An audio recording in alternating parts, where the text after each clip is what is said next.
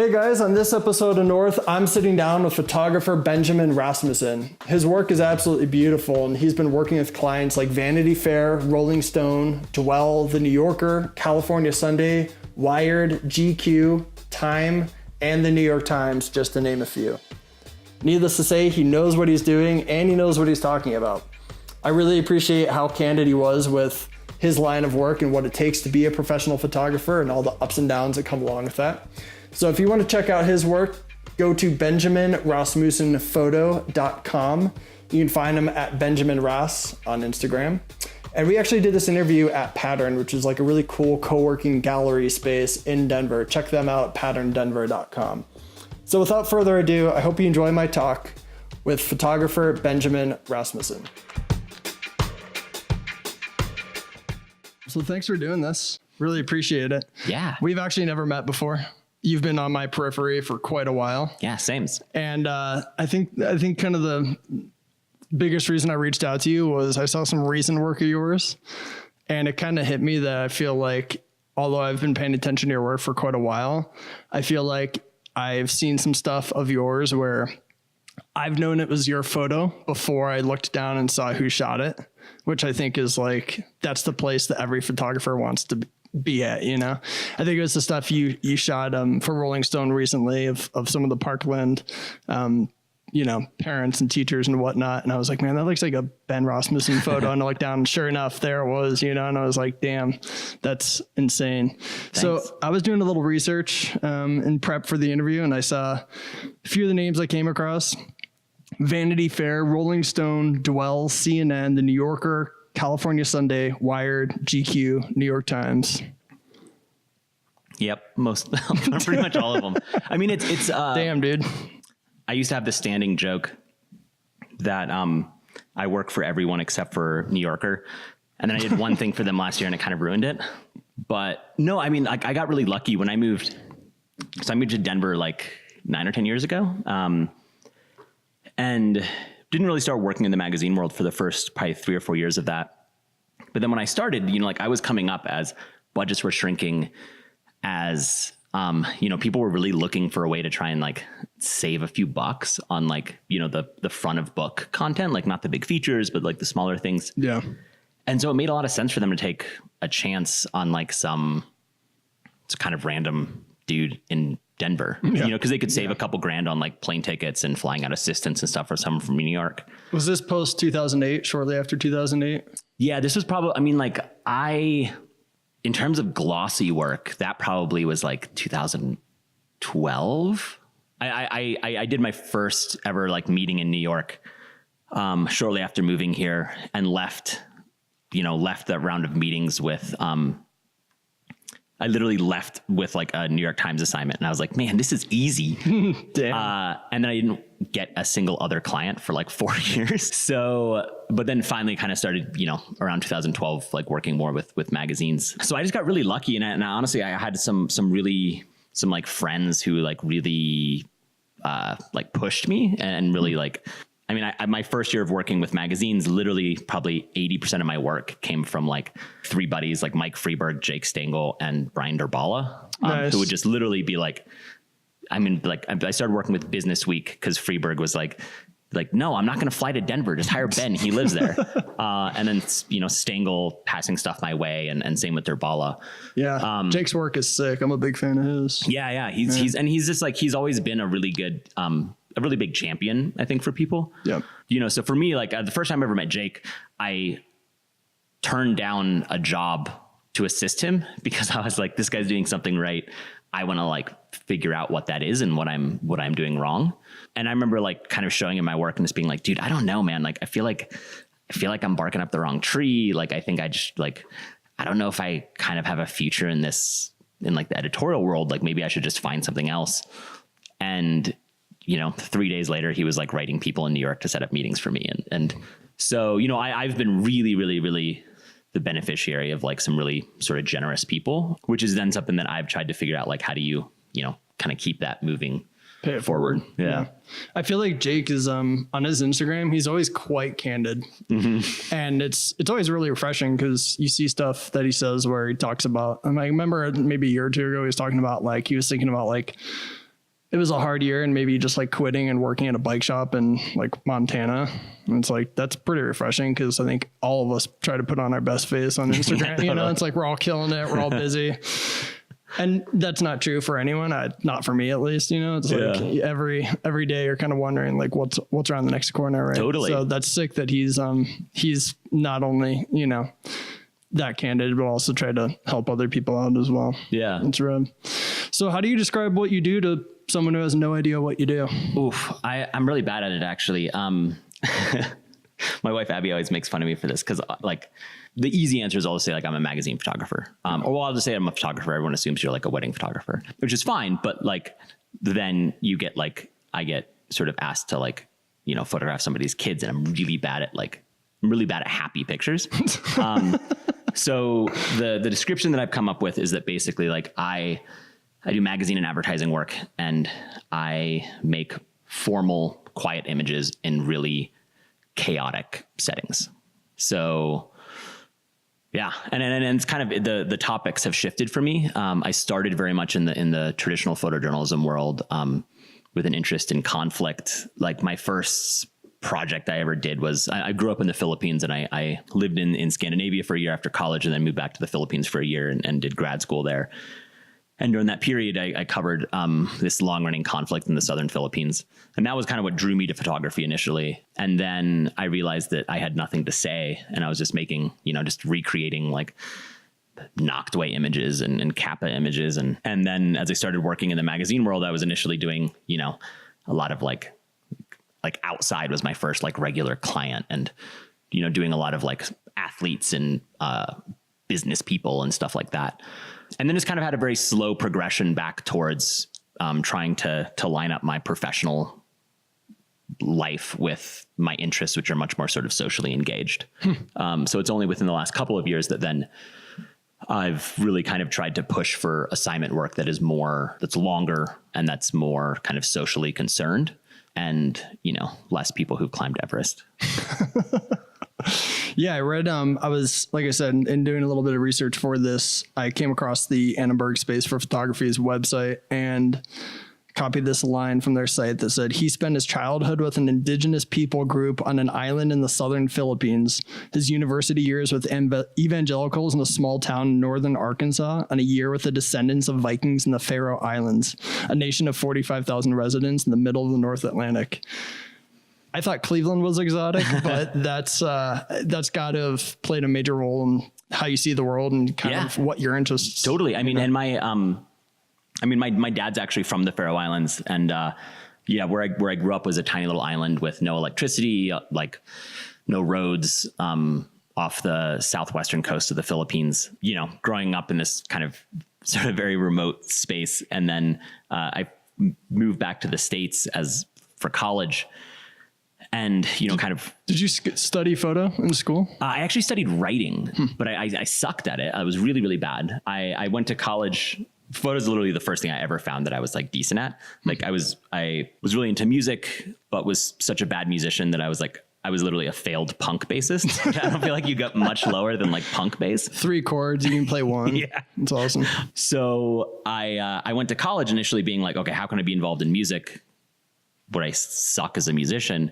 And I was like, oh, like I can write about it. And so I studied journalism thinking of that, and then realized that I was a terrible writer and I'm like a bit dyslexic. And I mean, literally I took a photo class, ended up watching, you know, like a lot of people my age, like the war photographer James Noctway documentary, and was like, whoa, you can do this? Like, that's way more interesting. And then, you know, went to a school that had one professor, didn't have a lot of photo classes. Where was that? In Arkansas, in like the kind of the very northwest corner. What school?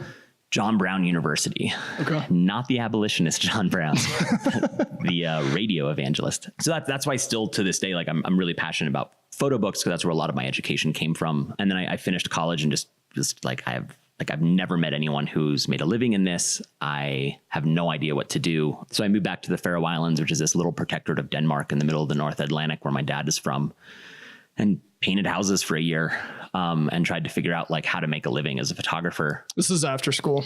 Yeah. That pivotal year or two after school where you're going, what the hell am I going to do with my life? Totally. And then I got married really young. Like, Abby, my wife, and I got married right out of college and then moved to the Faroes like a week after our wedding, you know, and in my head, I was like, I need to be, you know, I was thinking in that like kind of war photography concept. Like I convinced her to go to Kosovo and Albania for part of our honeymoon. And cause I'd grown up, I'd kind of come up as a photographer seeing those war images. And then we moved to the Faroes, which is this crazy, exotic, weird, beautiful place. And in my head, I was like, why am I here? Like I should be in like Iraq or Afghanistan or like, but that year was a really like that year. And then after that, we moved to the Philippines for a year, and it made me realize that like I needed to, my interests weren't just going to a place and making photos. I needed to figure out what I wanted to say. Yeah. What you were trying to say with it. Yeah. And what I thought, you know, it really took me probably another 6 or 7 years to figure out like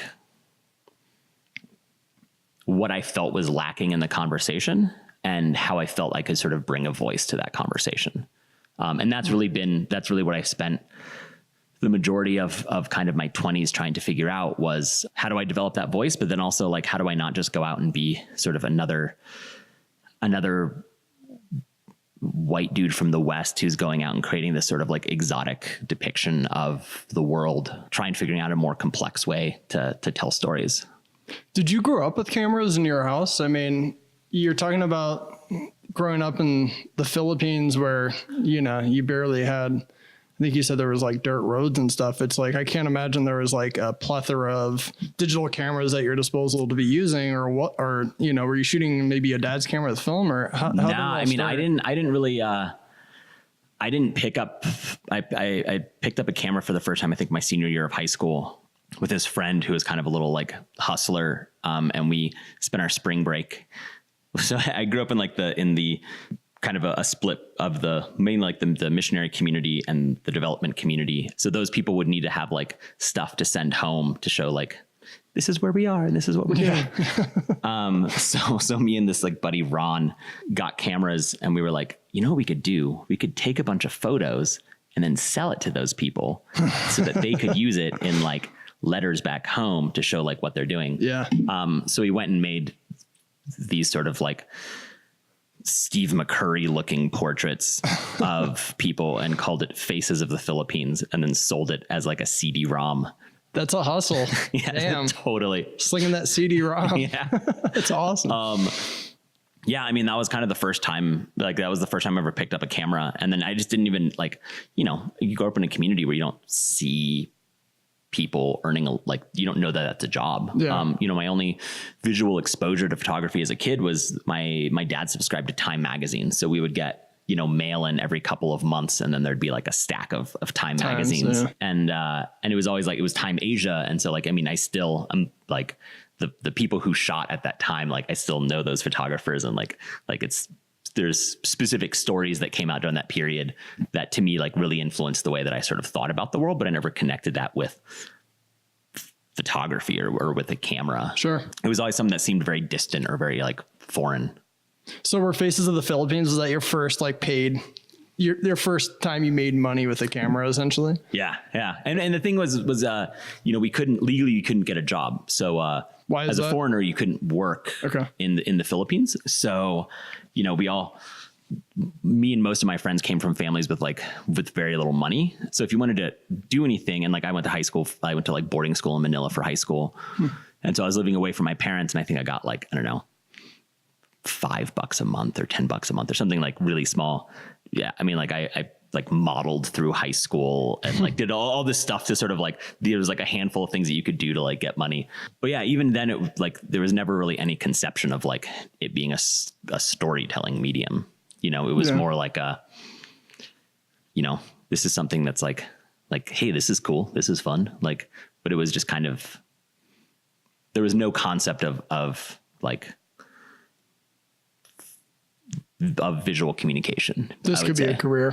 Yeah, totally. And not even like, I think like, you know, there was a lot of sort of, it was more of like hey, do you know what would be cool? Yeah. Less of like a kind of a practice or any sort of development.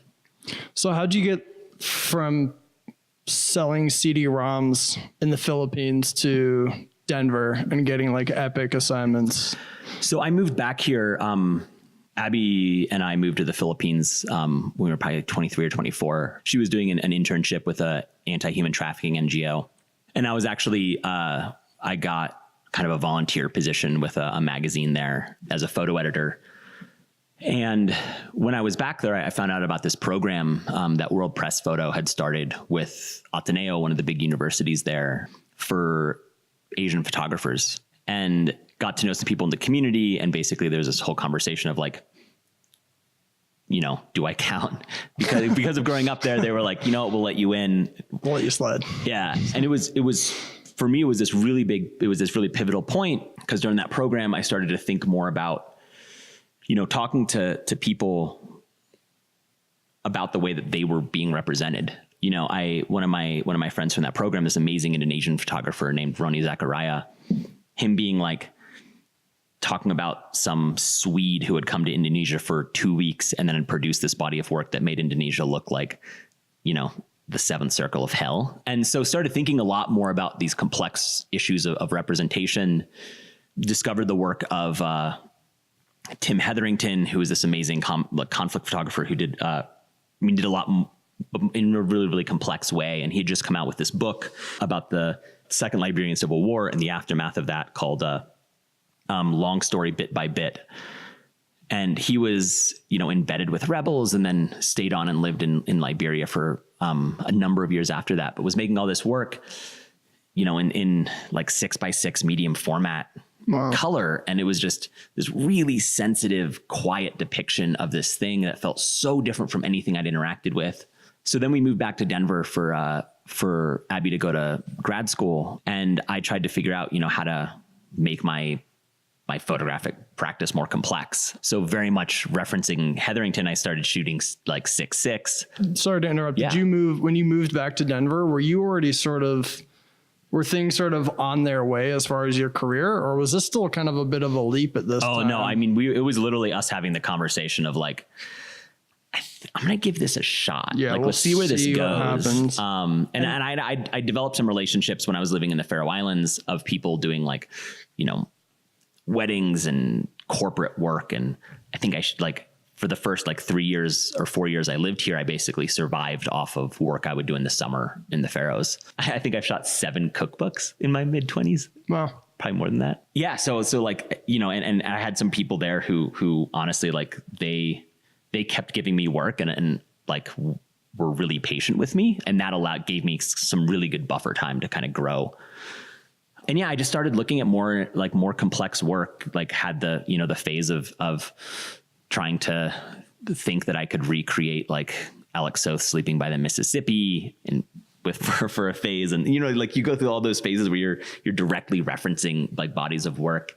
Referencing, I think, is a great word for it, because if you try and copying is not, I think, a fair word to use. Referencing is a great word to use because, you know, you're certainly influenced by people and there's only one Dan Winters. You can't possibly copy what he does, but certainly you can be inspired. And I think that's totally fair and something everyone does, right? Yeah. Yeah. And for me, like, you know, it started off with referencing photographers I was really drawn to. And I had this realization, you know, in my late 20s, I remember having this conversation with somebody who was referencing like, or they were asking, you know, like, what are books that you found really, like word books that you found really influential? And all the people that I was talking with had all these examples. And I was like, shit. I was like, I don't know. Like, I don't really read. And what it made me realize was I'd only been referencing photographers' images. Like I hadn't been really thinking about like what was the thought process that got people to where they were. The story behind them. Yeah. And also like, you know, what were those people reading? What films were they watching? Like what led them to that point? And so I started just like reading much more deeply and thinking about this idea of referencing as being much more multidimensional. So, you know, if there was somebody who I really liked, you know, figuring out from like reading interviews or whatever, like, or, you know, the like essays about them or the essays in books, and be like, okay, who are they referencing? Like, who are they interested in? Who are they who are they drawing from? Yeah. These two British photographers who I love named Adam Broomberg and Oliver Shanaran. On their website, they actually had all of these essays that are published in their books, and then also essays that people have written about their work. And at one point, I just remember I literally like just printed out probably like 100 pages that were all of these things, and then like read through them.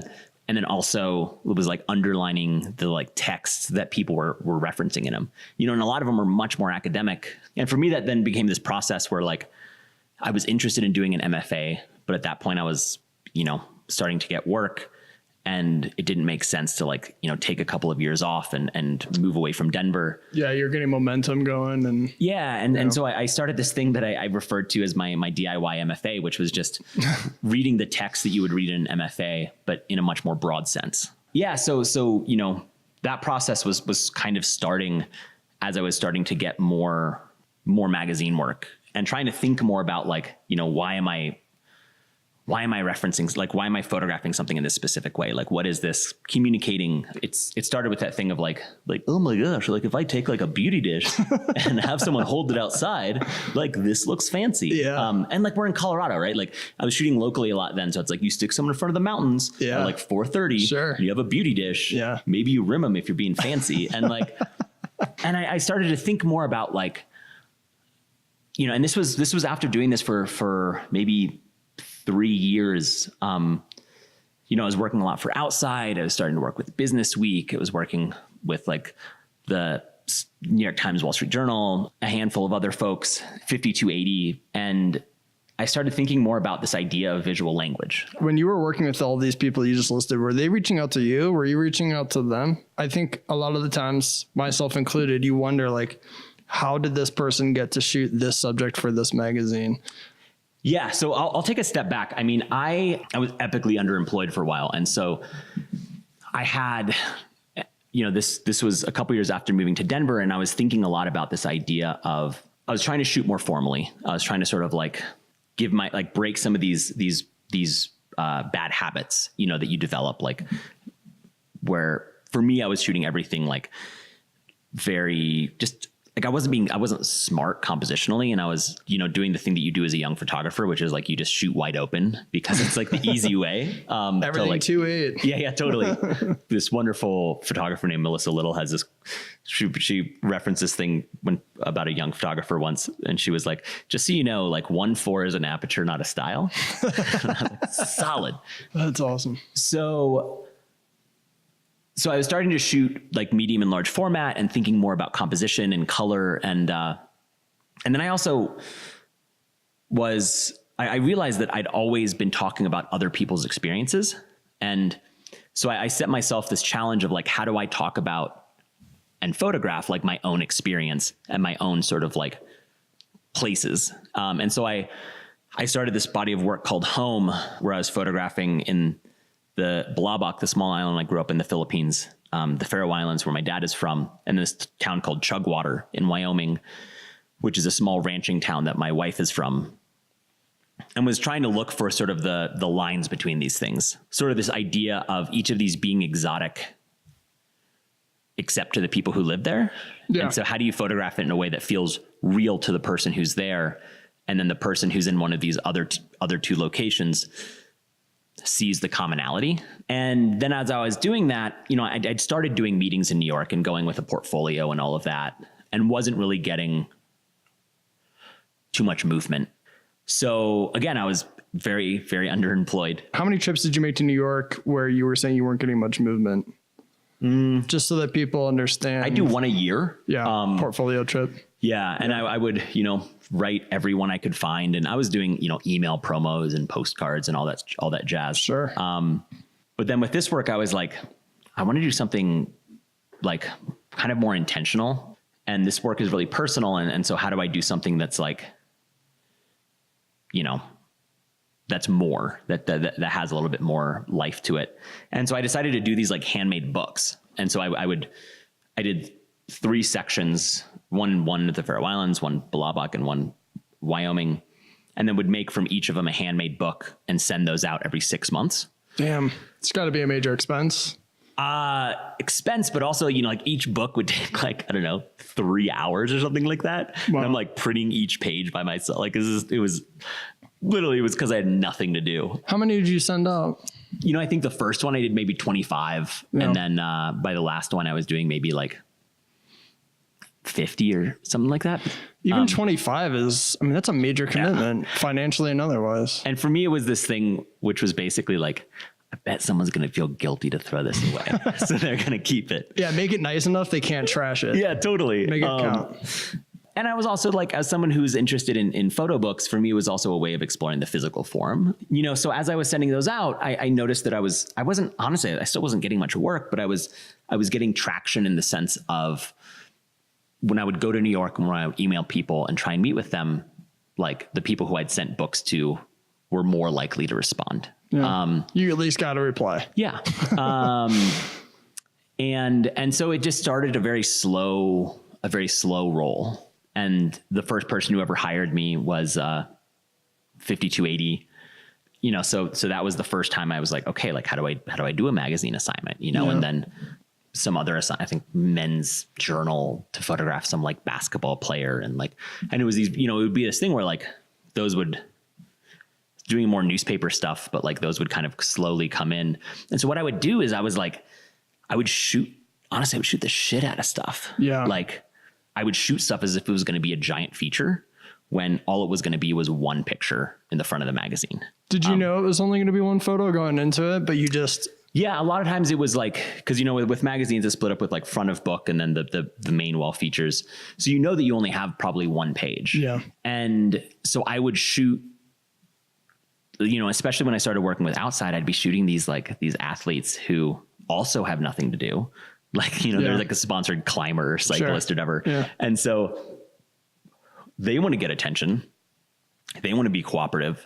And they want to like make cool stuff. And so, we would do 12-hour shoot days of just like, we do 6 different like locations. Like it was just crazy. It was ridiculous. Yeah, that's insane. But for me, it was like learning how to do portraiture. Yeah. On the spot. Wow. And really trying to like, figure out what works. And, I was learning lighting. I was learning how to interact with subjects.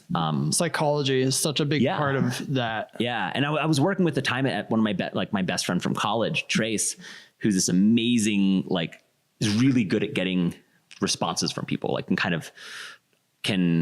people love her, but she's the person who you bring if you want people to not ask you to leave.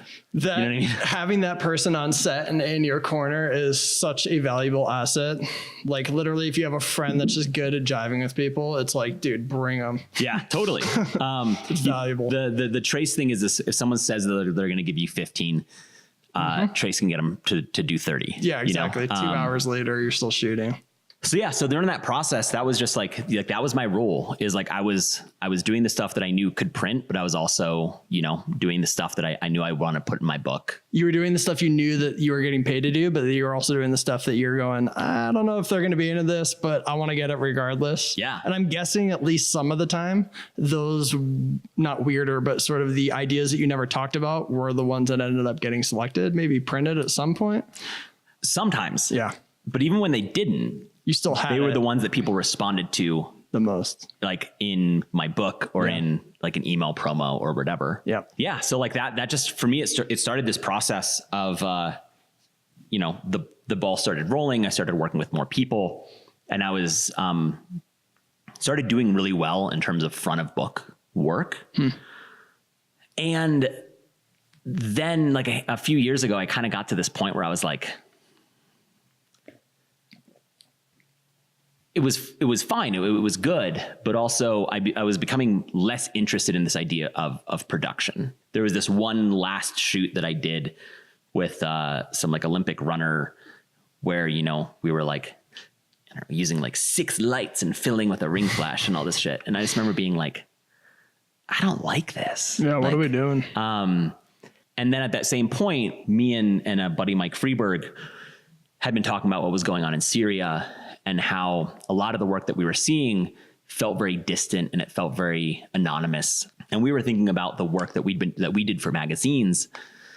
And we were like, what do we have to add to this conversation? Like, what do we feel is missing? And is there something that we can do that we feel like could sort of give people a larger complex sense of the actual individuals who are being impacted by this war? Because again, like that's what you do as a magazine photographer so much is like, you're like, oh, hey, here's this, here's this businessman. You don't care about him, but we're going to try and get you to read 1,200 words. Yeah. So I'm going to shoot something in a way that's going to try and draw you in. Yeah. We have to make this person look interesting, even if on the surface they're not. And so we were like, how do you do that within this setting? And there's this thing that we realized at the time that goes on in terms of the visual languages that we use, right? Like we have a visual language that we use for people that we consider important culturally, and a visual language we use for the people who are not important, right? And so you would never photograph a CEO or a politician or a celebrity or an athlete in the same way that you would photograph a refugee, a person in like the grips of the opioid crisis, a homeless person, whatever, right? Like they're very different visual voices. Yeah. And so we were like, how do we just, it's so simple. Like in hindsight, it's so simple, but it's like, how do we flip the script? Mike and I ended up going over to Jordan and spending a couple of weeks photographing Syrian refugees who had come across the border and were settling in Jordan, and thinking much more like, working very formally, shooting like medium and large format, very slow, interviewing people. And this is all self-funded that you did this? So we got, most people are hearing this going, well, how do you just get to fly to Jordan? So we got $2,000 from this amazing dude named Dirk Barnett, who was at that point the art director at the New Republic. And we got connected to Dirk through some people we knew at Business Week. And he was like, hey, like, we're not going to run this in print, but I think it could work for, everyone was doing like iPad stuff at the time. So they were like, we could do this for like an iPad story, but we have $2,000, right? Which I think was like, didn't even cover our plane tickets. Yeah. Mike had just won PDN 30, and he was like, so he had some contacts at Kodak who he convinced to like give us some free film.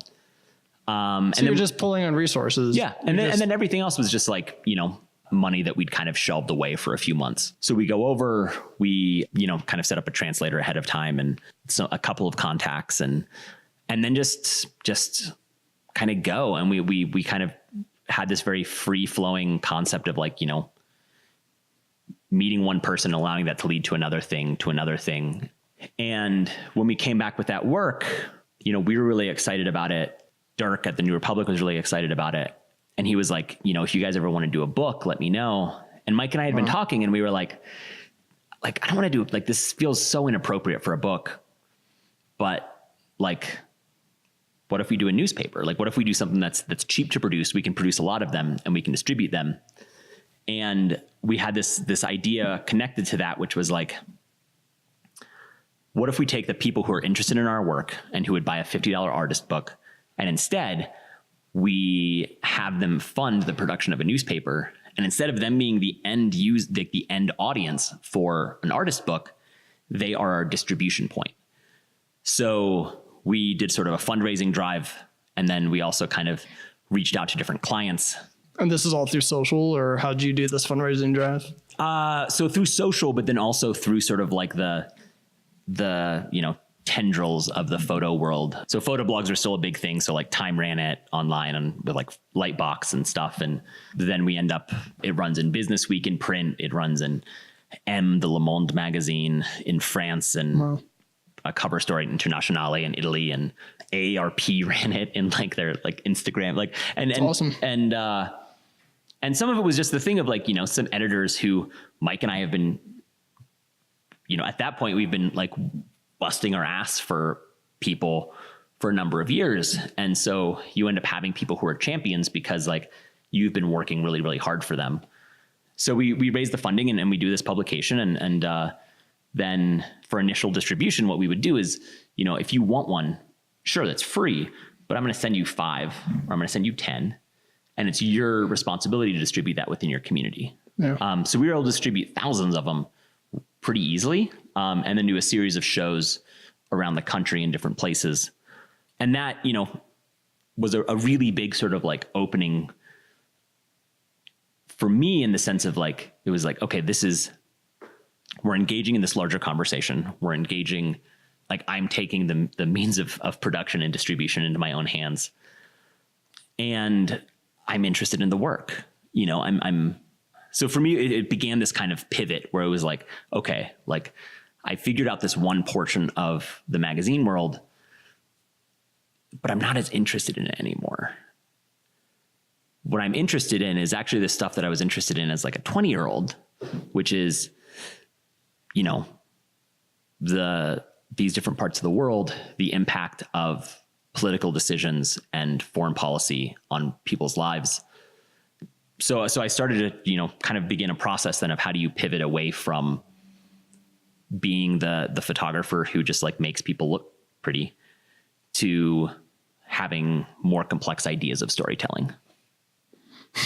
That's nuts. It's kind of a cool mix between you used your resources that you had. And so you definitely had support, but it was also like a healthy mix of DIY, like let's just do this the way we want to do it and distribute it via as many channels as we can instead of trying to sell it through a book for maybe a higher price, but a lower quantity, which is kind of a cool mix of both. And probably like the most rewarding outcome for you guys, I assume, from that, because you're able to get out to more people and therefore, at least, if nothing else, justify the effort and maybe make some more people think about what you had shot and what you were talking about. Yeah. And for me, like, I realized that through that, I realized that what I was interested in was the fact that I'm never going to be like the frontline photojournalist who's showing you what's happening in the moment. But what I'm interested in is actually coming along and basically creating what I refer to as like an aesthetic relationship between a viewer and a place or a group of people or a topic. Tim Hetherington, who I referenced before, had this, in this interview, he referenced this idea of the Trojan horse, and the Trojan horse being this way that you're basically taking a topic that maybe people are uncomfortable engaging with or don't want to engage with or don't have any interest in, and you're dressing it up in different clothing so people will engage with it and then end up having this much more deep engagement than they were planning on having. You're sort of acting as a conduit between something that maybe people aren't seeking out, but then presenting to them in a different way where, because of how you're choosing to shoot it, you're able to show the audience something that maybe they weren't going to seek out, but maybe they'd be interested in. Yeah. I mean, beauty is, Richard Mose, another photographer, made this line that beauty is the sharpest tool in the box.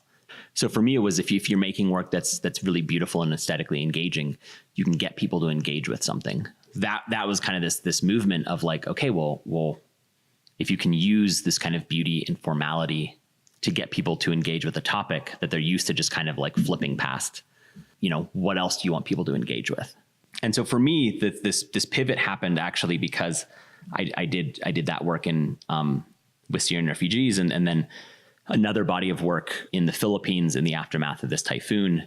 And then I was showing this work at a review, and I was meeting with Sarah Lean, who's the photo director at Nat Geo. And she posed this question to me where she was like, when does somebody go from being a refugee or a migrant or displaced to being a citizen? And so I started thinking of that within the context of America.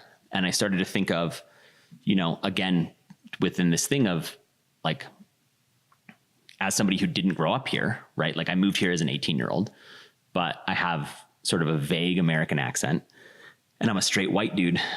So I never had to question ideas of sort of belonging or of citizenship. Yeah. Or where of do anything. I fit in? Yeah. And vaguely in an existential way of like, but not really any differently than most people do. And I never had to question it in a structural way, right? Like the powers that be had never questioned whether or not I belong. And so as I was going through this and then thinking about that idea of like, what complex things can people engage with if you can sort of use a Trojan horse concept of beauty and aesthetic engagement, I started looking at the legal history of American identity and the way that the Supreme Court mainly had defined who was and was not American and who was and was not sort of worthy of equal protection. And so I was actually researching the Dred Scott decision, which was this decision. It was this Dred Scott was this African-American man who was enslaved. He was taken to a free state and then taken back to the St. Louis area and sued for his freedom. And it went all the way up to the Supreme Court. The Supreme Court essentially decided that, like, as a black man, he could never become a citizen, and therefore he had no standing to sue. But within that decision, there's also this amazing language, because it's literally like the most racist, like infamous decision. Yeah. But there's this amazing language where Chief Justice Taney, who wrote it, is writing that either people of African descent can never become citizens, and if they can, we would have to acknowledge the moral failure and the hypocrisy of the founding fathers, which sort of viewed through like today's lens becomes this really complex thing that's actually, at least in my view, like really profound. And as I was researching this, the protests were breaking out in Ferguson. Mike Brown had just been shot. People were pouring out into the streets.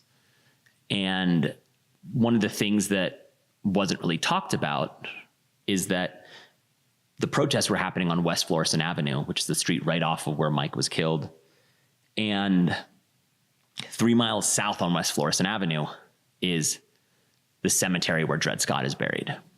And so I became really fascinated by the sort of like the small ripples of American history, because the pond is so small, right? Like it's such a short history. And so I sort of started this now like 5-year project that's looking at kind of the ripple effects of these court decisions that have decided who is and is not American. And what I realized after working on it for a little while is that what I was actually looking at, and what I was actually questioning, was the own privilege that, like the privilege that I've experienced as someone who is an outsider and who moved here and was handed an insider status without question. And the people who are impacted by these decisions that I'm looking at are people who've had to work and sort of fight for that sense of belonging, and that, you know, even just both legal and social acceptance. And then that is something that has kind of dovetailed with my editorial career, because as I've been doing that work, I've been, you know, going to New York and showing that work to people and pitching these like little kind of mini stories that fit within this larger body of work. And that's actually shifted me from kind of doing this front of book stuff that's much softer to tackling these much more complex topics for people. And so actually, like at the end of the day, this giant body of work that, I mean, I'm working on book dummies right now, and like, I mean, it probably would have cost, I mean, it's probably, I don't know, it's well over $100,000 in terms of just like expense for producing this work. Almost all of it has been done on assignment. So it's how I've been able it's how I've been able to fund like almost all of the work is pitching it and then letting people know that this is what I'm interested in. So then they send me to do something, and then I show other people stuff that I've done that's connected, you know, so it's kind of created this momentum for itself that is making a body of work that's more complex than anything I would have been able to do, or definitely anything I've been able to afford on my own. Single-handedly. How do you, I mean, God, it's like, where do you even start and stop with covering some of these ideas and the breadth of the topics you're trying to show? Like, how do you know when it's sufficiently finished, where's the start and stop? So within the structure of the project, the first thing begins with Dred Scott, and Dred Scott being kind of the main decision before the Civil War, and the thing that is kind of culturally referenced the most. And then it actually ends with Trump v. Hawaii, which was the Supreme Court decision that upheld Trump's travel ban. And it's definitely not exhaustive in any sense. Like it's 6 chapters, 6 or 7. And, you know, some of the thing was like, how do you look at so for example, the second chapter is looking at these things called the prerequisite cases, which were when between the late 1800s and the 1950s, you had over 30 cases that were questioning the idea of who is white. And the reason for that is that until the 1950s, the naturalization laws in the US said that you had to be a free white person to be naturalized as a US citizen. And people who were black were added to that after the end of slavery and after the 14th Amendment. But then what you had in between that and between like until the naturalization laws were changed is that if you were not white and not black, you had to prove that you were to become a citizen. So you had people who are mainly people of Asian and Arab descent who were suing the U.S. government to be considered white. So, and this actually lined up with at the same time, at the point that like sort of science and anthropology were questioning race as a biological absolute, all these things. So I was super fascinated by this and like, how do I look at this in a way that makes any sort of sense? And then as I was researching, I started to come across these stories about immigrant beauty pageants. And I kind of delved deeper into it. And I realized that like a lot of these beauty pageants that are held in these different immigrant communities were celebrating the joint identity of somebody being, say, like both coming from a family that is like from, say, Syria, but then also being American. And so it's not the sort of simplicity of like, you know, a Miss America or something like that. It's really an embrace of a joint split identity. So I'd been researching this, and then Vogue, who was someone that I'd worked with in the past, came to me and was like, you know, we're doing this whole series of portfolios related to American women. Like, do you have any ideas? And I was like, yes. Wow. So I was able to work with Vogue to produce, you know, I think we shot 13 women in 13 different cities who were all within these beauty pageants. So, you know, it'd be Miss India, Florida, Miss Arab USA, Miss Vietnam, California. And so for me, like that's the last about 5 years of my career has shifted to this thing where it's you see how you produce a body of work that you are interested in, you produce a shoot that you are interested in, you push that out there, people see that, and then that sort of creates a life of its own. So the Vogue work, the history of that is that I was interested in Ferguson as it was happening. I wrote a bunch of people I knew, was like, hey, I'm going to Ferguson. I want to shoot it for you, but I don't want to shoot protests. I'm not interested in that. I want to shoot portraits. I want to shoot large format lit portraits on white of protesters. And so Business Week answers and they're like, cool, that's great. But look, we need to run immediately. We don't have time for you to go home, process 4x5 film, get it scanned, whatever. Yeah. And I was like, well, I have a Polaroid back.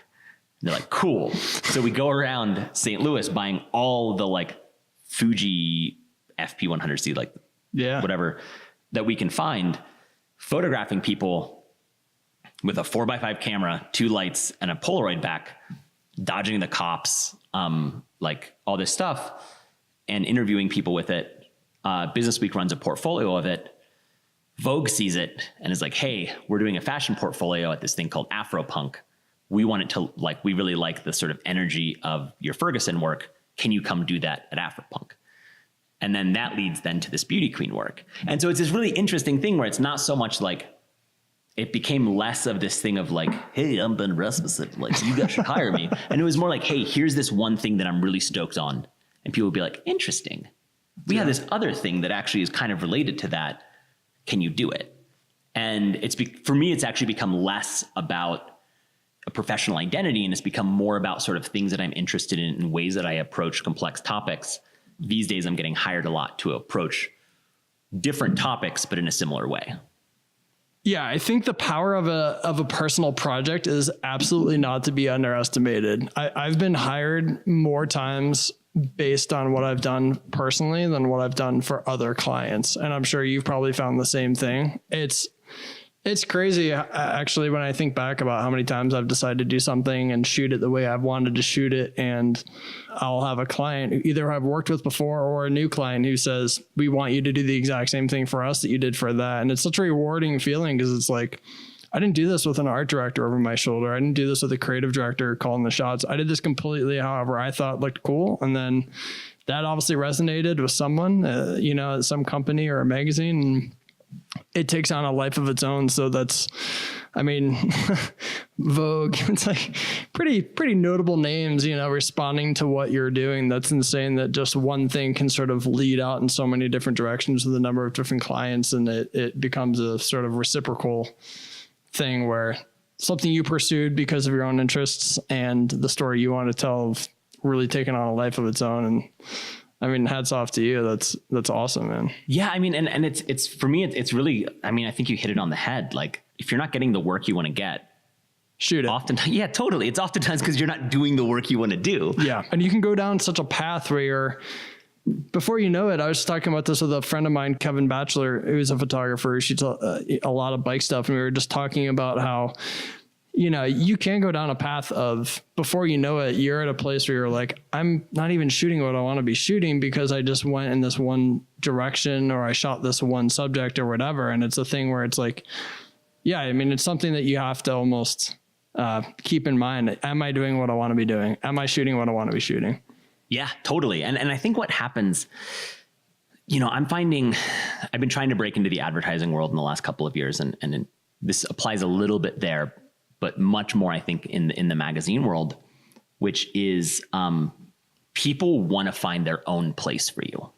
So like if, and this is definitely a bias that I have coming from like my background and sort of my trajectory, but like I've never been, I'm the kind of person who has to wear a Fitbit to make sure that like I don't die of a heart attack before I reach 40, right? Like I like would get sent all over to photograph like a climber or a cyclist or like a whatever. Like I'm not like, so I used to get, when I would work a lot for Outside, I would get like emails from people being like, hey, like I'm a climbing photographer. How do I work for Outside? And I'm like, I don't know, like drink too much during the week and like, and like don't have hobbies. And what I found is like, as my career has progressed, there's people who think of me as doing certain things and they feel empowered because like they are taking what I do stylistically, what I do sort of like structurally within like the way I place images together, the way I approach topics. And they're like, hey, I'm going to do something.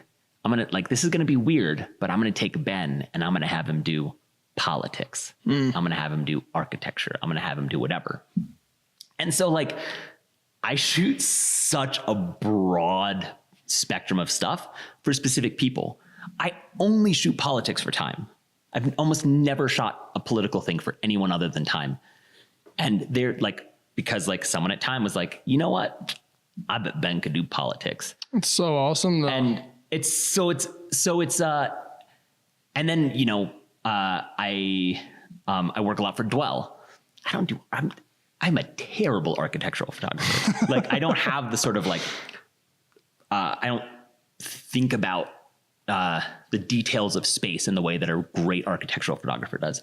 But like, I think about the sort of like energy and engagement with space. And that's something that like Dwell really likes. So like, to me, it's a really funny thing. I'm currently in the last like couple of weeks, I have been like finalizing something for Dwell, which is like the cover of next month's mag, working on a possible cover story for Time that's related to this really complex ideas of history. And then working on another cover story for somebody that's related to like a school shooting. And they're really different topics. Yeah. They're, I think like within the way that people would think of approaching those things are really different. But for me, like it's very, very similar. Yeah. And it's just more of an idea of like how to approach sort of people and space. And so, yeah, so for me, it's like, that's become a really, really important thing, is that I think that I work with a lot of editors who they make that leap and they're able to say like, how would Ben operate photographing X? Yeah. So I photograph a really broad array of topics, but that work all fits together in a sort of portfolio or whatever. And it feels quite seamless. That's crazy. Touching back to your comments about being a musician and being a shitty punk bassist, I feel like, so I'm a drummer. I've played for 25 years, I think. And growing up, going all through the music program in my school and whatnot, we were always taught that you have to be able to play a lot of different styles very well. Otherwise, you're not really a musician. You're just a drummer, right? So even if you're not the best jazz drummer, you have to be able to play pretty proficiently. Even if you're not the best rock, it's like, so It's weird because I feel like in photography, we're sort of told this narrative that you have to be a specialist. And while I agree that you shouldn't have photos of, cars and people and cats and babies and senior portraits and landscapes all on your website, being able to at least dabble in a variety of different areas quite well while still bringing your vision to it is like pretty important. I think that's where maybe a lot of people, like you were just saying, it's like, who would have ever thought that the same guy shooting stuff for Dwell is shooting stuff about, shootings and also shooting stuff for time, it's like all these things, but yet it's because of what you put on it that makes it applicable to a number of different, like subjects. The best way I have of like my best anecdote of that is that I did a cover story for Time a couple years ago where we spent an evening with Trump in the White House. Yeah. I want to get into this. Actually, I have this in my notes because I'm very curious. I don't know where you stand politically and we don't have to get into that necessarily, but I just want to hear. So I real quick, sorry to interrupt. I actually have this quote from Perfect Timing from aphotoeditor.com. Rob, shout out to Rob. And it's an interview or a little thing that they did on their site. And it says, the question is, was this your first project with Time? And you said, yeah, this was my first assignment with Time magazine. So I was pretty terrified going into it. Yeah. Are you usually terrified? Yeah. Are you scared shitless going into assignments like I am, or is that only me? Oh yeah. Okay. I think, but I also like, I don't mean this in like, this sounds really hippie, but like I'm a really strong believer in the idea of like, the energy that you bring into something, and not in like a crystals way, but like, like I think if I have this kind of like nervous energy and like, if I can harness that, then I think what I'm going to do is going to be more interesting. Yes. And if I can figure out how to make there be some sort of like energy with the person that I'm photographing, whether that's like conversational, whether that's, I just did a shoot, last week where I like made people like run a couple of laps because it just kind of like broke down their guard a little bit. And they're just more present. So for me, that's a really big thing of like being able to like be terrified and use that in an appropriate way. And the other thing that I've been doing a lot and the way that I've kind of shifted the way that I approach assignments is, I got really, really good at, if you're going to have photos from like a 1 to a 10, right? Like got really, really good at 6s and 7s. The problem with doing a 6 or a 7, which I would describe as, something that's overlit, something that's maybe overproduced. You have all your bases covered, right? Like you can just plop a subject into this and they're going to do like, it's going to work. You can almost never make a 9 or a 10 in that situation. And so what I've tried to do in the last probably 2 years, 3 years is figure out these ways that I can fail, but I can also, if things work out, succeed.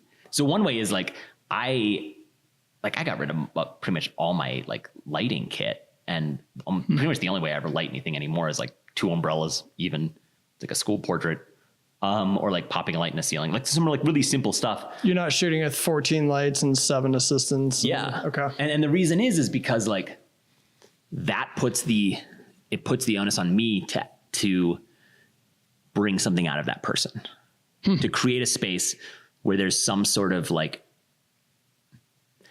energy, intimacy, openness that will carry that picture. Because if you're using 2 umbrellas, it's just what things look like, right? Like there's no Rembrandt shit. Yeah. Like it's just what things look like. And so it's on you then to create some sort of space where that image feels revealing. Like you don't have any sort of technical thing to hide behind. And so, so I've tried, like, for me, it's actually created this whole other level of fear where it's like, unless I'm connecting with this person, this picture's going to fall flat. And they do. Like, and honestly, there's clients who don't call me anymore because like, that's not a risk that's appropriate in certain setting. And then of course, like if I'm doing like an ad job, I'm not like, oh, like I hope this works out. Yeah.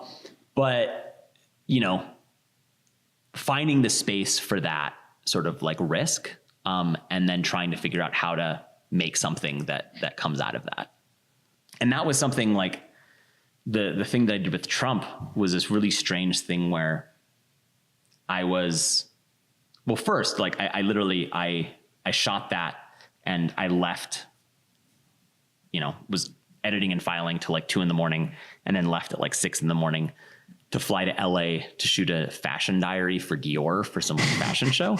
And so it was this thing of like, From Trump to Dior in 24 hours. deeply uncomfortable with both of these things. Totally normal. But the Trump thing, like I was brought in initially to do a portrait. The access changed. And Did you have to go through the, I've photographed Obama before, not on the level you photographed Trump. I'm not going to front like that, but just on a campaign stop. But the level of, like I still have my White House press credentials saved, and like you have to like submit your social security number. yeah, Was big it, time, yeah. I mean, that's what I had to do. So I'm guessing you had to like give blood, Yeah, serial numbers for every single piece of gear. Exactly. Like that kind of thing. Yeah. First dog's name. Side note, I never photographed Obama, and I describe my entire career as getting invited to the party after the party's no longer cool. So That's like the story of my life. yeah. I just don't get invited to the party. I'm at home watching The Prophet, which is okay. That had to have been just such a crazy. I mean, like I said, I don't know where you stand politically. I don't know if you're, the biggest fan or not, but we don't even have to get into that necessarily. But I know that you also photographed Beto O'Rourke for time. So the way I would describe the easiest way of describing where I fall politically, especially related to Trump, is first of all, I almost didn't take it because I did not want to create. Take the assignment you're saying? Yeah. I did not want to create something that was like sort of glorifying the man, because I intensely disagree with his policies.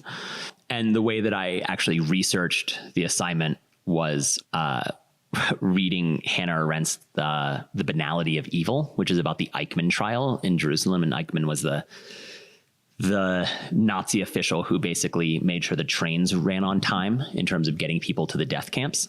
And I was really interested, but reading that made me interested in this idea of like, what's actually the thing that's going on behind the scenes. And I became really interested in the fact that Trump was living in the White House without his wife or kid. He did an interview the week before where he referred to feeling like he was living in a cocoon. And so I became very interested in like, how do I do something that's sort of is a critique of that power, but also in a way of like not being a dick. You know what I mean? Like I don't think that it's very effective to like, light someone from underneath so they look evil, like that kind of thing. Yeah, low hanging fruit. Yeah. We had incredibly good access. We were in the White House for, 4 hours with Trump. What was it like? I mean, just in general, what was it like being in the White House? What was it like knowing, he's just down the hallway? Were you just sort of sitting there going, how the hell did I get myself into this? Oh yeah. And the thing was, it was this whole other thing where like I was there with Times White House writer, their Washington bureau chief, their editor in chief, and their photo director. No pressure. Mellow. Super mellow. No assistant. And I had to be able to carry all of my gear on me. Wow. Did they have dogs go through your bag when you got there? To be totally honest, the Secret Service was really mellow once I got there. They actually just like passed me through, and I had to go back to the Secret Service station and be like, hey, you guys, I don't know where I'm going. I think I should have an escort. Yeah. And they were like, oh shit. Yeah, totally. Yeah. Wow. So, at first it was this very thing, this sort of coming up in like the punk scene and stuff, like don't do great with authority. And I got a really good brief from Kira Pollock, who was the photo director at the time, which was like, don't think of this as like the president, like the leader of the free world. Like think of this as a celebrity. You have to tell him what to do, and you need to take control. Like if you don't take control, you're not going to get what you need. Yeah. It's your shoot. Yeah. And so, that was like, it was one of those things where it was like, okay, like I have to step up. I have to like, I can't get us kicked out. I can't like, do things that are unprofessional, but I also can't just like wait for them to tell me that I can like, okay, now's your time to, like you have to like be a little bit assertive. Yeah. And so, that led to, funny things like I photographed Trump figuring out how to use his TiVo remote and like some wonderful things. But, you know, all of this was leading up to, we had this one frame that was supposed to be the cover. And it was this, we were shooting in the White House residence, which is pretty unprecedented. Like presidents are very, very careful about access to the residence. Under Obama, not even staffers got access to the residence until they had a party after Obamacare passed. And so we were getting access up there, and it was supposed to be this thing where we would hang out with him, photograph a little bit. We would have dinner. The reporters would interview him over dinner. And then I would be able to go up with him and maybe an aide to the residence and kind of have one-on-one time. So you had a bunch of time between when you got there and when you were going to shoot, which is like the worst. The worst. Because you're just going shit. And so we, you know, we were shooting different stuff and, you know, kind of just like I'm finding little things here and there. And he's kind of showing us around the Oval Office and the, you know, whatever. Wow. And then I'm kind of walking with him into the kind of from the West Wing into the residence. Just you and the president, just cruising. Just me and Don. Is it weird?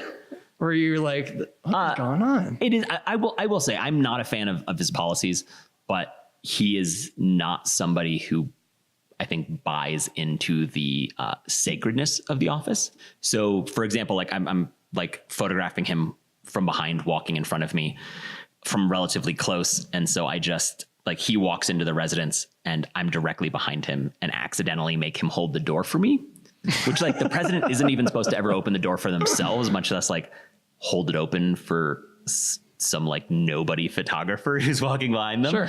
But this whole moment then leads up to us going to the schedule changed. We thought we were going to dinner.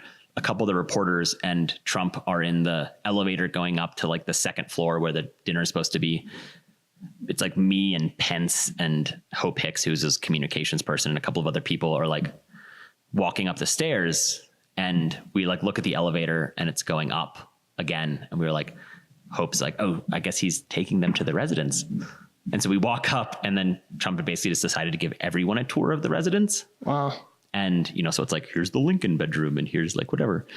But like what we had scouted out for the cover was there was this window, there's a couch in front of it. We wanted to photograph him sitting on this couch in front of this window that had been approved by his people. It had been mocked up into a cover, everything.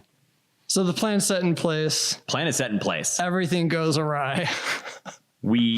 So we get out, we're in the residence, and, you know, he's showing people around, and I'm like, okay, cool. Well, Mr. President, I'm just going to have you like sit right here and we'll do a quick portrait.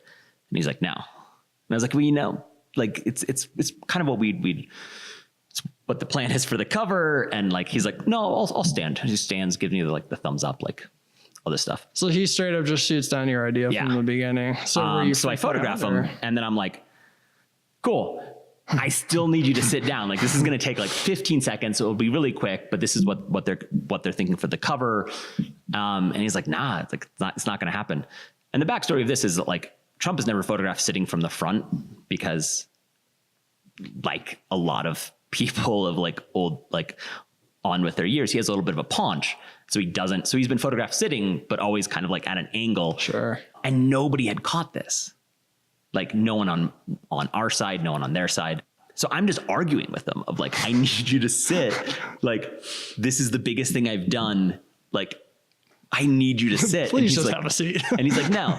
So he starts walking away from me, and I'm following him being like, yeah, Mr. President, like, it's just going to take 10 seconds. And he just like walks away from me and walks into his like private living room. And I get off like 2 frames as he's doing that. One of which is like him opening the door, and you see on like the right side of the frame, like a perfect reflection of his face in like the polished door. Wow. And there's like light coming in. So on the left side, you have this kind of like sort of really intense, almost like angular, creepy shadow. Yeah. And that it was going to be the cover, ended up just kind of being like the opener, and they ran something else from earlier in the shoot for the cover. But it was this thing of like, that's a frame I never would have been able to plan for. It was better than anything I could have like thought of, and kind of became like the key frame from the whole like shoot. And it was just this thing of like, being, I don't know, like it was one of those, yeah, it was like, it was incredibly lucky, but also if he had agreed to do what we thought for the cover, it wouldn't have been nearly as interesting as that frame. So for me, it was this huge learning moment of like, oh, like if I over plan everything and if everything works out according to plan, you'll never get these things that are more than you would have thought. That's insane. That's insane, dude. It's so nuts because sometimes I think, especially with, you know, higher profile or bigger shoots like that, people want to go into it with both the skeleton and the meat in place. And sometimes it's like, sometimes the skeleton's enough.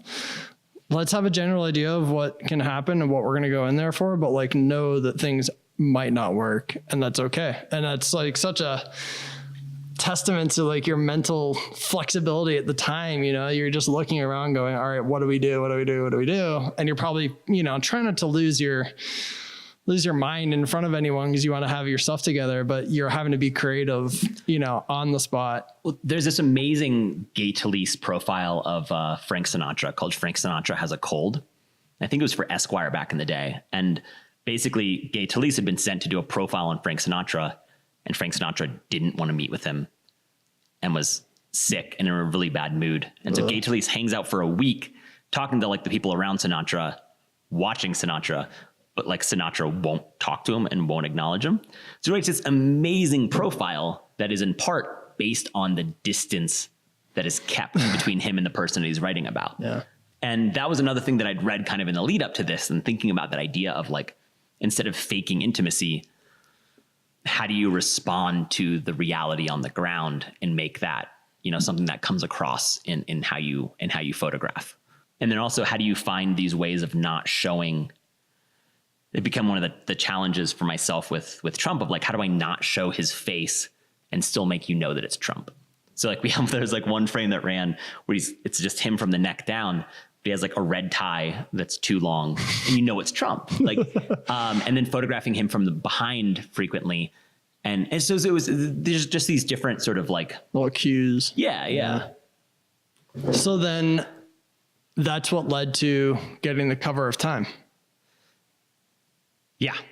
I mean, no biggie. Like we like the plan the whole time was for it to be a cover, and you went into it knowing you were going to be getting a cover out of it. Yeah. I think that especially with News Weekly, stuff can definitely change. Yeah. The idea the whole time was to shoot stuff that could work as a cover. And going into it, knowing that, you know, you have this sort of 800-pound gorilla in the room, knowing that like you need to produce a cover, is that any extra like stress on your end, or are you just going into it like, I'm just going to do my thing and, you know, we'll get something? No, I'm epic. Like I'm not at all like I don't know, there's photographers who are very sort of like cool and suave and like calm and relaxed. I honestly can't work with hardly anyone who's a close friend, because I tend to be like such a little like ball of energy and stress that I just like there's very few people who can stand me like on a shoot. So no, I mean, this shoot had actually, it was supposed to be the previous weekend. And then I went to DC, sat in a hotel for like 2 days. The White House canceled access and postponed it. And so I came back to Denver, went back to DC for a couple of days, and then finally it happened. So I was literally just like, you know, had days of pacing a hotel room, like in a bathrobe. He's like, okay, I'm not like, I won't ruin this. Talking into the mirror. Like, oh yeah, totally. God, I can't imagine I mean, it's just hurry up and wait. Yeah. Hurry up and wait. Yeah. I mean, like for me, the fear aspect and the like, I mean, I think like most of like a lot of us, like I deeply have like that, like the imposter syndrome, the like, still every time I do anything, I like, it feels like a one-off. And I think it's because I don't specialize, especially, I tend to never do the same thing twice. The first time I ever went to an NFL game was with a field pass for an ESPN The Magazine story. Sometimes, I don't know, sometimes it feels like people think it would be funny to send me to something. Like, and that's honestly just like how like people definitely don't think about me enough to like be that intentional, but that's how I think of it in my head. Yeah. Is like, oh my gosh, you'd be hilarious. Yeah. Like, let's send Ben down on the field of an NFL game and he has no idea what the rules of football are. I'm right there with you. That's so funny. Can tell you how football works if my life depended on it. I don't care. I don't know. So for me, like, you know, I deeply have that imposter syndrome where it's not like, I don't think I have a right to be here. I don't think that I have, you know, if the phone stops ringing for a week or if the emails stop coming, to me, that's not a surprise. Like, I don't think that I don't see it as like my right to be getting work. I actually feel the opposite. Like sometimes I'm like, I could list you a name. I could name you a list of 20 photographers who I think should be getting more work than I get. Yeah. So for me, that's definitely the thing of like, I still feel a very high level of responsibility of like, you know, people are trusting me with something. It's going to impact their career negatively if I mess this up. But then also, you know, there's tens of thousands, hundreds of thousands, millions of people who will see this. And, you know, this is going to impact cultural conversation. So like, I don't know, to me, like those are the things that I feel more strongly about. Yeah. It's not so much because I've spent a lot of time trying to think about visual language and the cultural impact of those things. For me, it's not just like if I can make a good picture, but if I can make something that I sort of morally stand behind. So changing directions a little bit, you go from photographing Trump at the White House, and then you spend time with Mr. Beto O'Rourke for time as well. Do your politics, your personal beliefs have any sort of, you know, I'm going to photograph this person this way and that person that way? Or is it just, I'm just here to deliver what I'm observing and do my best to bring back the overall story? Or, I mean, it definitely influences it. yeah, You know, I'm sure it's hard not to have it influence in some way. yeah, but also I think for me, it's, you know, I grew up very much within a concept of Scandinavian socialism, which is very like a lot of the political ideas that I think myself and that sort of were influential to me are far outside of the spectrum of sort of American politics in general. So for me, it's not like, I'm not like, yeah, Beto, like, you know, so I do find it to be I find it to be a balance. Like, and I would definitely bring a much more critical eye to the president than I would bring to like somebody who's running for a Senate seat. Sure. I mean, personally, I would have like, I covered the campaign trail and photographed Bernie and like Ted Cruz and kind of everyone else on that. And, for me personally, like I find, both, like I'm sort of skeptical of both. So I tend to sort of approach things with more of like a skeptical eye in that way. Either side. Yeah. And it's not necessarily like, I don't believe in an idea of neutrality because I don't think that that's really possible, but it's more, looking for some of those cracks, but then at the same time, like being very respectful. Like I think that I don't like images that are mocking or to me, it's a very narrow line of like, I don't want to sort of like elevate somebody to like visually sort of like elevate them in this like sort of godlike way, but I also don't want to mock them. And so for me, like with something like the Trump thing, the White House requested a bunch of those prints. No way. Like, that's awesome. Which to me is a really, like, to me, it's like, it's work that's very critical, but like they're hanging in the White House. Well, it's so flattering though. I mean, it is, but it's also, you know, it's also like, I don't know, like to me, like that's just a balance that I find, like if people are going to read what they read into images, and I think it's important to have that. If you can create something that people connect with from both sides, that seems positive. But I don't know, like I do struggle a lot with that idea. For me, it's much easier to photograph somebody who is in a place of disempowerment and try and sort of visually empower, give them a level of dignity that kind of puts them on an equal playing field with people of cultural importance. And I think it becomes a whole different conversation when you're dealing with people who are culturally important. Like I'll take a very different approach now to a CEO than I'll take to a regular person. Talk to me about some of the subjects that you photographed from Marjorie Stoneman Douglas for Rolling Stone. I know you've been photographing teachers, families. I mean, that's probably one of the heaviest subjects you could have taken on or been tasked to photograph. What was it like going into that? What surprised you? You know, how do you approach that being you talk about such a weight behind it? How do you even begin to show that the way that you want to show it? So, I mean, and it was a very last minute shoot. I was actually in Hawaii on another shoot, and basically got a call of like, hey, can you be in Florida in 2 days? You know, I was familiar with what had happened, but was trying to think of, again, like, how do you create this space where you're photographing people where there can be some sense of vulnerability without being abusive? Like, you know, these are individuals who have gotten a lot of press attention and are probably exhausted by that press attention. So how do you make that not a traumatic experience? Or, you know, how do you make something that's vulnerable where people feel present, where you're not like, hey, recount this like traumatic thing for me? Yeah. So for me, one of the keys to that was I was able to convince the same person who helped me out a lot when I was starting out, to take a couple days off of work and go down with me.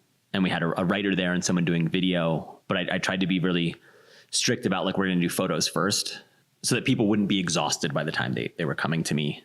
And then, you know, engaging with people about it. But I've also found these ways of like I'm not interviewing people in a lot of these settings. So like I can talk to people about different things that will kind of get around to the same subject, but isn't like, hey, like recount, you know, like recount trauma for me and I'm going to photograph it. Drag them through it again. Yeah. So I've started in those settings to work slower and slower. Like if I'm, you know, preferably I'd be shooting like 4x5, which is this thing that just puts people in this space where they have a ton of room to just like sit there and think. Or if I'm shooting digital, which I was in that case, you know, I'm on a tripod. It's very slow. And then, you know, working with Trace to really have her be the person that they're talking to, so that they're speaking off camera to somebody and they have their attention off camera. And I'll literally have her, like, I'll place Trace where I want her, like the person's kind of focus and attention to be. You're almost posing them by using this third party who's able to sort of talk with them, and then you get them into the general position and then shoot off frames from there. Yeah, totally. You know, and then trying to figure out what the mood is that we want for that. And within this thing, we were like, okay, I think we'd photographed some lit and some not, and then kind of realized like that there was a specific feel that we wanted to have, which was like kind of light from one direction, these like slightly off moments. So I would kind of find the composition and place people, and then just kind of, you know, they would talk and we'd kind of have people maybe like talk about memories or talk about, you know, these different things that would kind of bring about some of these responses, but trying to do it in a very sort of engaged way. And you know, being very like, the more I've done this, the more sensitive I've gotten to like not manipulating people, like not like just being, you know, explaining to them like, hey, this is what we're looking for. And then, you know, making that as comfortable of an experience with them, because what I find is actually like, if people, it's a really fine balance between comfort and discomfort. It's the discomfort of them not posing, right? Like it's kind of that thing of like, you smile for a photo and the photo goes too long and then you're like, oh shit, what do I do right now? It just gets so awkward. So it's that discomfort, but then it's the comfort of the whole experience, so that people can kind of be present within that space where they're not posing. Yeah, totally. Yeah. And you have to kind of, Alex Soth talks about it as being this like, you know, photographing the distance between himself and the subject. So trying to sort of like, you know, sit within that space. And then, but then also, you know, recognizing that you're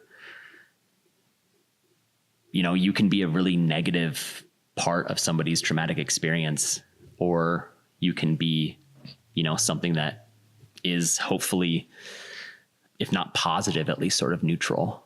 And I think that that's, as I've been doing more of these stories that have that connected to it, you know, kind of being more intentional about like what this person is leaving with. And then also thinking about like, well, like how's this person being represented to an audience? And the moments that sort of come out of that tend to be really, really small. And so you just have to be like really kind of prepared for them. And it's become less and less about the sort of like technical perfection and more about, you know, how do you follow along with somebody as they become comfortable. If you keep telling people to move their head because you have this complex Rembrandt lighting where if they turn this way, it's going to like, you know, like you're not, it's really difficult to get people to be like emotionally present within that. So finding how do you have these sort of scenes? How do you use a third party? If I want someone to be facing left and that's where the light is and that's how I need them to be, how do I have somebody who's to camera left so that sort of engagement is going that way? And I'm not stopping them and removing them from kind of this space that they're in to pose them, but I'm finding these ways to have that happen naturally. Yeah. Wow. That's so much easier said than done.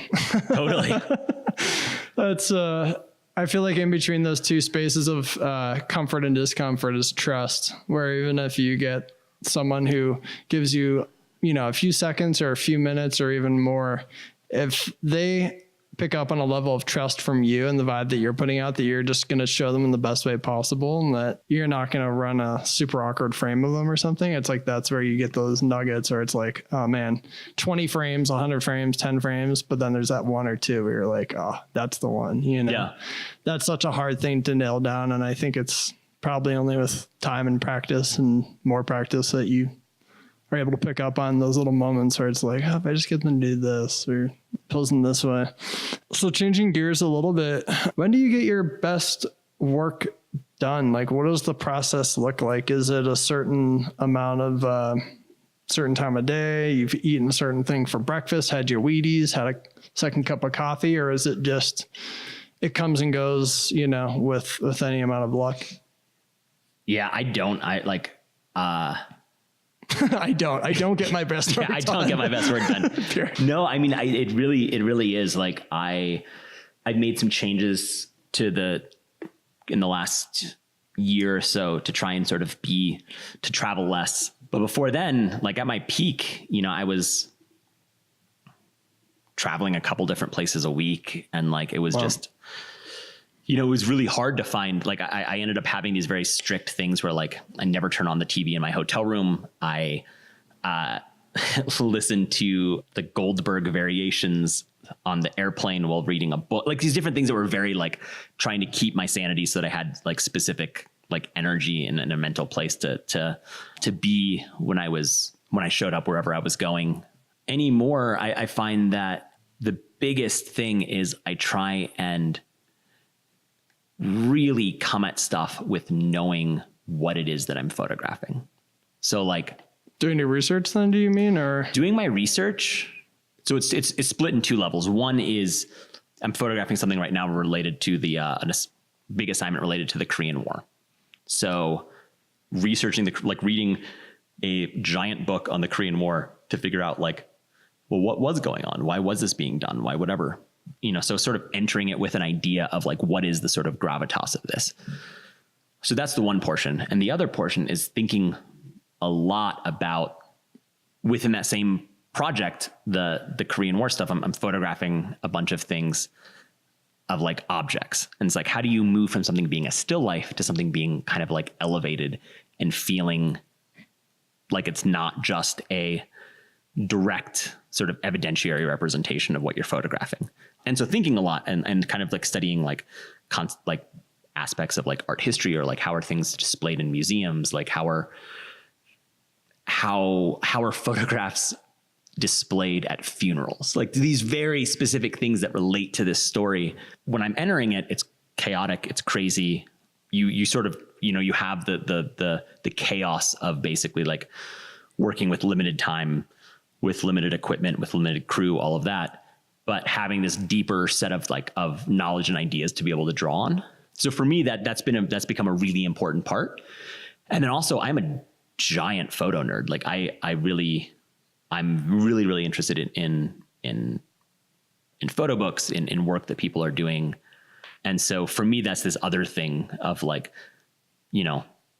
I don't tend to I'm not like an intense Instagrammer where I'm like looking at I'm much more interested in kind of bodies of work. And so that's created this other thing where I'm like, okay, well, like how have other people tackled the similar thing, and how have other people addressed, some of these topics or some of these situations. So I just feel like, and this all kind of loops back to the thing of like referencing, like I've just been working really hard to build up a deep kind of pool of photographic, cinematic, and kind of literary references, so that when I'm stepping into these situations, I'm sort of thinking of like, oh yeah, like, okay, here's this other thing. Maybe it's not even visual, but like, it's like, this is something that we could do based on that. And so for me, like that's a lot of it. Like it's much less like about the thing that I do that day. And it's more like, well, what have I read that month? Yeah. Your analogy of the ingredient list, I think that's such an awesome way of putting it. 'Cause you have all these things to make this meal, and what are you going to throw in there to make it yours? It's perfect. Yeah. Yeah. I and for me, that's become this thing of like, I'm not, again, being someone who loves photography, like a lot of the people that I love are these sort of like visual geniuses. Like they're able to make these amazing images. They have this amazing idea, like concept of aesthetics. I'm not that. I'm a nerdy kid who can't write, so I have to use a camera. And so my approach to ideas are very, very different. I'm not sort of like this creative volcano that I'll go into a situation and figure out something beautiful or interesting or whatever, like based on just like the being in that space. Like I tend to have to come into it with ideas and things that I've read and things that I'm like kind of directly pulling on. And for me, that's the only way that I can kind of make that work. Is there any one thing that you think has had like probably the biggest impact on your career so far as whether it was a piece of feedback you've gotten from a review, or you decided to buy, this one specific lens, or you decided to shoot film instead of digital? Can you pinpoint anything where you were like, that was when things really started to work? Yeah. I mean, I have a number, like, I could probably separate it into like 3 categories, which like one would be the work that I was looking at. And I kind of trace that back to Hetherington's Liberia work, and just realizing that you could take a different visual language and apply it to a subject. It wasn't a thing where you inserted different subjects into the exact same aesthetic language all the time. And that for me was this mind blowing thing that's still like pretty much the only print that I have in my house is like a Hetherington print from Liberia. I legitimately have a Trojan horse tattoo referencing his concept of the Trojan horse. So that would be the first one. The second would be sort of recognizing the importance of relationships. I'm not the kind of person who has mentors. Like I've tended to not have people who are too much older than me that I can reach out to for ideas. I tend to have peers. I'm also a bit of an introvert. So like for me, I have very specific memories of times when I like reached out to people or kind of took this thing that felt like a really personal leap, or people did the same thing kind of to me. And then some of those relationships have been these just massive things that have influenced my life. And the third one would be a purely technical thing, which was when I was in Ferguson and I was forced to shoot Polaroid. We were putting the Polaroid up on a wall to dry. And so people saw exactly how they were being photographed, and they saw how they were being represented. Yeah. And it was the first time I started having these conversations with people that I was photographing about how they were being represented. And that breakdown of that barrier a little bit, and that realizing of the power imbalance and sort of my own privilege as the photographer with the audience was a huge turning point for me. So for me, it's kind of split between those, where it's starting to engage with work that's more broad than necessarily what I'm interested in at the moment. and having these different voices in my life who are like challenging me and who are, you know, calling me on my bullshit, but also like encouraging me and helping push me along. And then starting a more honest engagement with the people that I photograph about how they're being photographed and what that means to them. That's crazy that just the difference between shooting Polaroid and having it being relatively instantaneous versus digital, where maybe you keep it all on a card until you get back to Denver, can have such a, you know, just that difference in time can have such a profound impact on them getting to see almost in real time, you know. Here's how things are being portrayed and being photographed versus digital. It's like just that little bit of a change would have such a major impact. It's pretty, you know, incredible. Yeah. I mean, I think it's a huge thing of just being able to be, you know, again, called on your shit. Like, yeah. I think it's to me, it's the beautiful thing of the internet is like, there's no more mystery. Like everyone that I photograph knows how they're being shown. That creates you know, at least some level of like honesty between me and them, where I can't pull the wool over their eyes because they're going to see how they're represented. And, you know, like, even if they don't see it at that time, they're going to see it very soon down the line. You know, that's just open for more of a conversation than, you know, 30 years ago when it was like some dude going to like India and then showing everyone in these crazy exotic ways and those people never being able to see those images. If you were starting out all over again, CD-ROMs in the Philippines, what would you tell yourself to do differently or the same? But if you could go back and be like, dude, don't do this. So or do more of this. The number one thing, and it's something that I tell like every young photographer is just read a damn book. Like it's not cute to be like, yeah, no, like I'm a purely visual person. Like, and which was for me, like that was a long, I don't read. Yeah, totally. I mean, that's the number one thing. Like if I could make up for some of that time that I lost not engaging with sort of complex ideas to get like, you know, 7 or 8 years of just like being able to surround myself with different ways of thinking about the world. I love that. Like that would be amazing.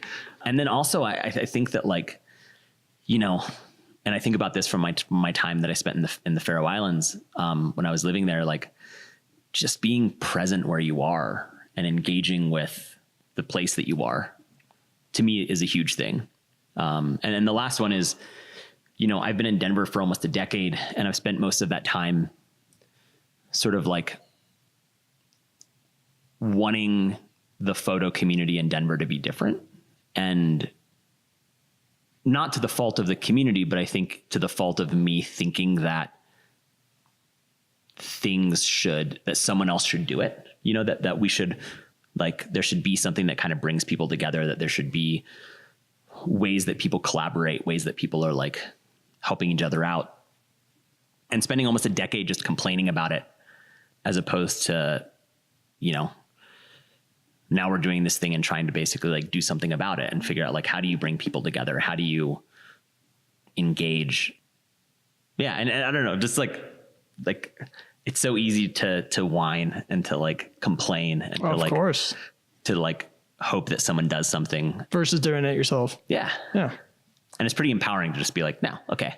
Like this isn't going to be sexy and it's not going to be cool. Yeah.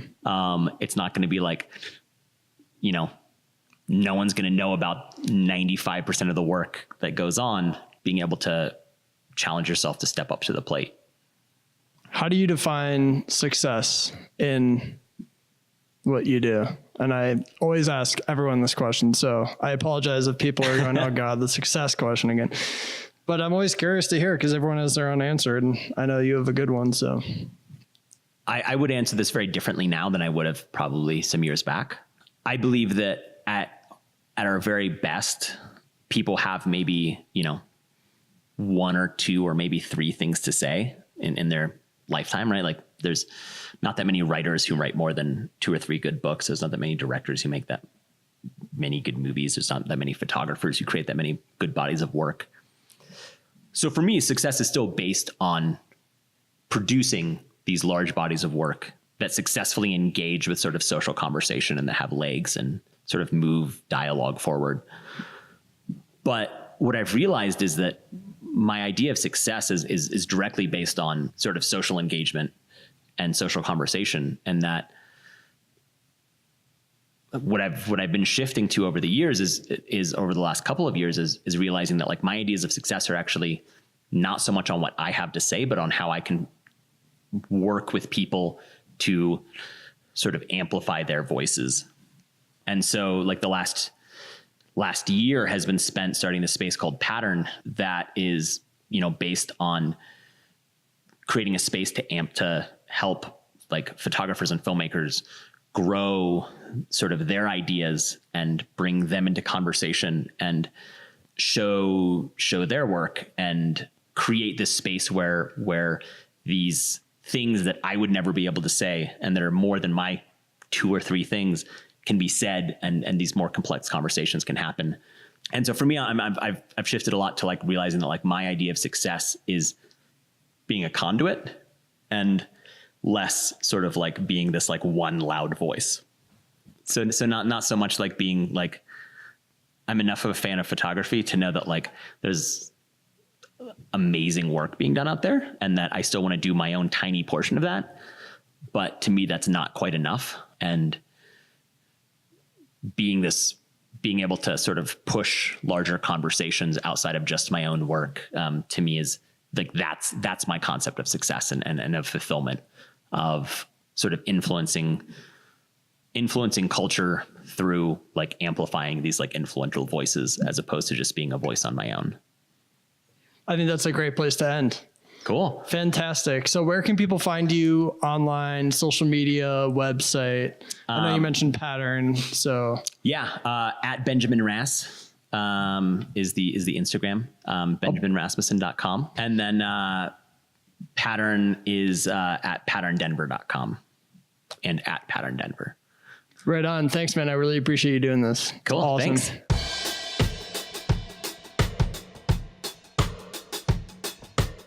Okay, guys, that's it. That's the show for today. Thanks so much for listening. I really do appreciate it. If you found anything helpful from today's episode, please share it, tell a friend, leave a review on iTunes. All that sort of stuff is going to help me be able to keep this going. If you want to reach out to me on social media, I am just at Chip Kalbach. So thanks again for listening, and until next time.